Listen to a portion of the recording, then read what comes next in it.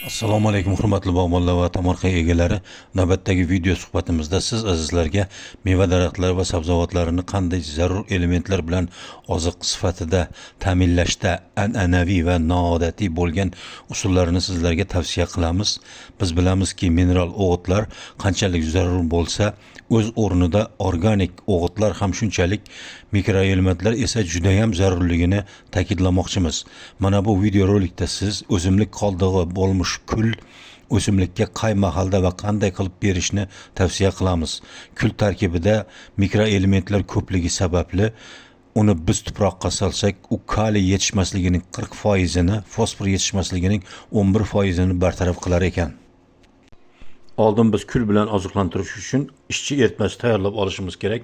Buning uchun 10 litr iliq suvga 150 gram kul solinadi va aralashtirib vegetatsiya davrida, ya'ni sug'orish paytlari kechqurun yoki bo'lmasa ertalab shu eritma bilan sug'oriladi. Ijobiy tomonlari: kul tarkibida 40% gacha kaliy, 11% gacha fosfor, shuningdek mikroelementlardan ayniqsa kalsiy va boshqa elementlar ko'plab uchraydi. Asosan kislotali muhitli tuproqlarga juda samarali. Kulning salbiy tomoni esa uning tarkibida azot yo'q. Navbatdagi oziqlantirish usuli esa yangi mol go'ngi shaltog'ini suyultirib o'simliklarga berishdir. Bunda asosan yangi mol go'ngi suv bilan 1:1 nisbat aralashtiriladi. Idish qopqog'i yopilib taxminan 7 kun tindiriladi.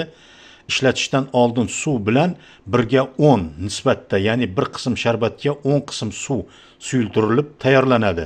Buning ijobiy tomonlari: tez o'zlashtiriladigan azot, eritma vaznining 0,3% atrofida bo'lishi mumkin va kaliydir.